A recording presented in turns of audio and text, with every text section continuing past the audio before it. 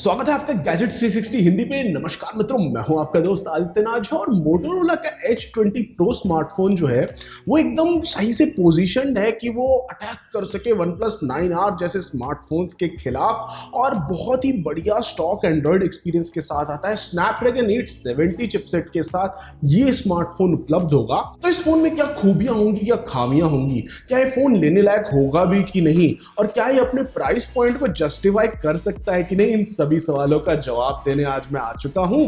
और अगर आप इस चैनल पे नए हैं तो गैजेट 360 हिंदी को अभी सब्सक्राइब कीजिए और नीचे जो बेल आइकन है उसको दबा दीजिए और वीडियो शुरू करते हैं।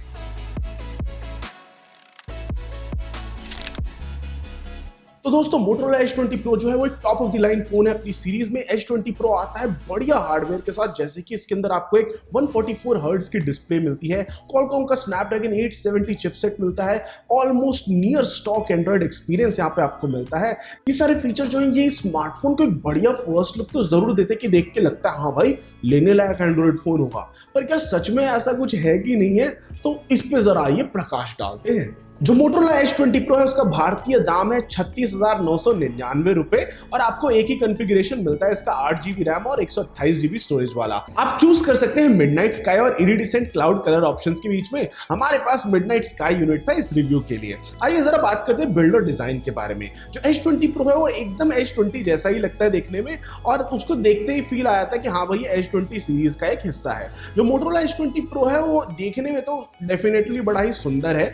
H20 जितना पतला दुबला तो नहीं है, पर ये ज्यादा प्रीमियम फील होता है और इसमें बड़ी 6.7 इंच की डिस्प्ले है और कैमरा पंच होल इसमें टॉप सेंटर में दे रखा है और पतले दुबले बेजल्स हैं चारों तरफ। मोटोरोला कहता है कि जो इस डिवाइस का फ्रेम है वो एल्यूमिनियम से बना हुआ है, पर उसमें एक रेजिन की कोटिंग दे रखी है जो कि उसकी प्रीमियम फील को थोड़ा सा कम कर देता है। जो H20 Pro में आपको एक साइड माउंटेड फिंगरप्रिंट सेंसर मिलता है जो मेरे हिसाब से कंपटीशन से लड़ने के लिए डाला गया है, बिकॉज कंपटीशन के बहुत सारे फोन्स पे इन डिस्प्ले फिंगरप्रिंट स्कैनर है जो कि कई सिचुएशंस में शायद उतना रिलायबल नहीं होता है, और एक साइड माउंटेड फिंगरप्रिंट सेंसर काफी हद तक फास्ट होता है और हर बार आपका अंगूठा उस पर आराम से पहुंच पाएगा। जो लेफ्ट साइड है उस पर डेडिकेटेड बटन दे रखा है गूगल असिस्टेंट को ट्रिगर करने के लिए।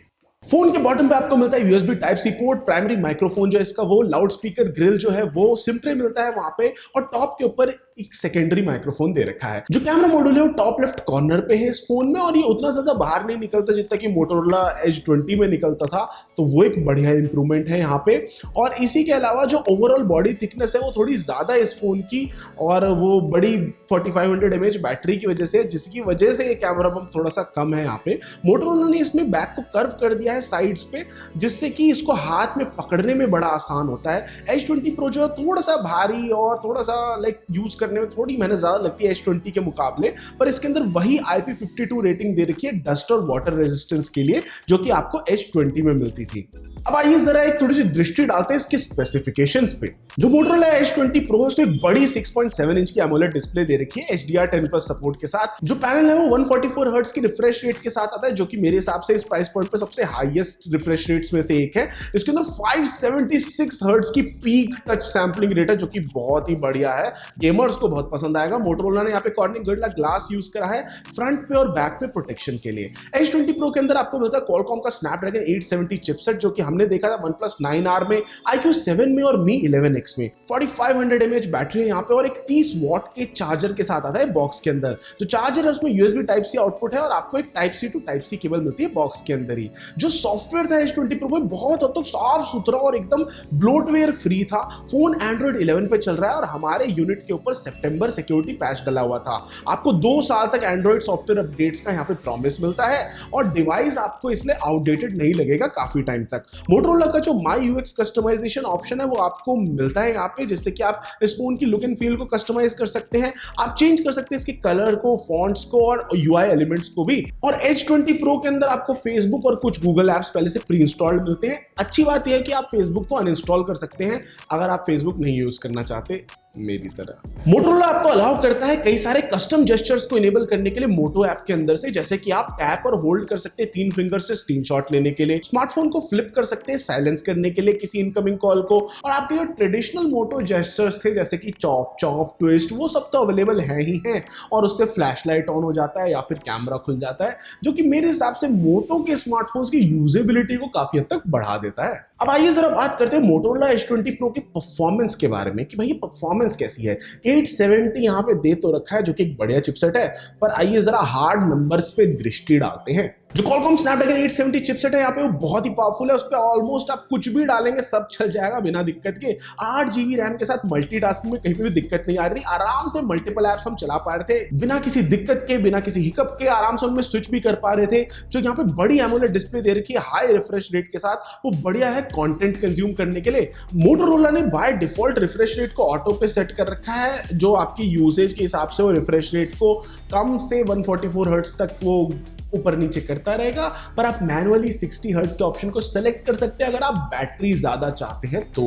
और आप इसको फोर्स भी कर सकते हैं कि 144 हर्ट्ज पे ही चलता रहे। जिसके व्यूइंग एंगल्स थे डिस्प्ले को काफी हद तक बढ़िया थे। स्पीकर्स लाउड थे बट थोड़े से टिनी से थे, मतलब थोड़ा सा वो झनकार थोड़ी ज्यादा थी। यहाँ पे बेस आउटपुट थोड़ा सा कम था। अपनी टेस्टिंग में हमने पाया कि जो साइड माउंटेड फिंगरप्रिंट सेंसर है उससे डिवाइस बड़ी ही तेजी से अनलॉक हो जा रहा था, तो वहां पे कोई दिक्कत नहीं है। अगर आप गेम्स खेलना चाहते हैं तो H20 Pro बहुत ही बढ़िया फोन रहेगा आपके लिए। हम लोगों ने इस पे BGMI खेली जो कि डिफॉल्ट कर रहा था HD ग्राफिक्स और हाई फ्रेम रेट सेटिंग्स पे। हम बिना किसी इश्यूज के गेम को खेल पा रहे थे। जो फोन है कोई भी साइन नहीं दिखा रहा था कि भाई स्लो हो रहा है और बढ़िया स्टेडी फ्रेम रेट यहाँ पे मिल रहा था। 15 मिनट खेलने के बाद हमने देखा कि 3% तक बैटरी ड्रॉप हुई थी थोड़ी सी, और स्मार्टफोन जो था उतना गर्म भी नहीं हुआ था काफी देर तक गेमिंग करने के बाद, तो वो बढ़िया बात है। बैटरी लाइफ के मामले में Motorola H20 Pro को एक बेनिफिट मिलता है H20 के मुकाबले कि यहाँ पे बैटरी साइज फिजिकली ज्यादा बड़ी है और हम स्मार्टफोन को आराम से चला पा रहे थे 1.5 दिन तक बिना किसी चार्जर की जरूरत के, तो वो बढ़िया है। हमारे HD वीडियो लूप टेस्ट में स्मार्टफोन 15 घंटे 2 मिनट तक चला था और वहीं OnePlus 9R 15 घंटे 49 मिनट तक चला था, तो डेफिनेटली OnePlus 9R की बैटरी लाइफ बेटर है इस फोन के मुकाबले। या हो सकता है ऑप्टिमाइजेशंस का भी खेल हो और थोड़ा बहुत स्टैंड बाय भविष्य में मे भी इंप्रूव किया जा सकता है। इस टेस्टिंग में Motorola H20 Pro का स्क्रीन रिफ्रेश रेट ऑटो पे हमने सेट कर रखा था। चार्जिंग यहाँ पे सही है, फास्ट है, पर बेस्ट इन क्लास नहीं है। और जो 30 वॉट का चार्जर इन्होंने दे रखा है उससे H20 Pro को 0 से 58% तक चार्ज करने में आधा घंटा लग रहा था और 93% तक ये चार्ज हुआ था 1 घंटे के बाद।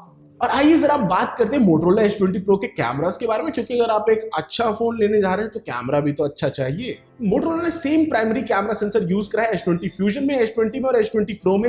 ये जो 108 मेगापिक्सल का प्राइमरी कैमरा सेंसर है इसमें f1.9 अपर्चर है और ये आपको 12 मेगापिक्सल के पिक्सल बिंड शॉट्स देता है। जो सेकेंडरी कैमरा यहाँ पे दे रखा है वो 16 मेगापिक्सल का अल्ट्रा वाइड एंगल कैमरा है जो कि 119 डिग्री की फील्ड ऑफ व्यू के साथ आता है। ये आपको मैक्रो शॉट्स लेने में भी मदद करता है। मेरे हिसाब से ऐसी इंप्लीमेंटेशन ज्यादा बढ़िया है कि आप 2 मेगापिक्सल का एक मैक्रो कैमरा सेंसर दो, उससे तो बढ़िया यही है कि आप अल्ट्रा वाइड से ही मैक्रो शॉट्स ले लो।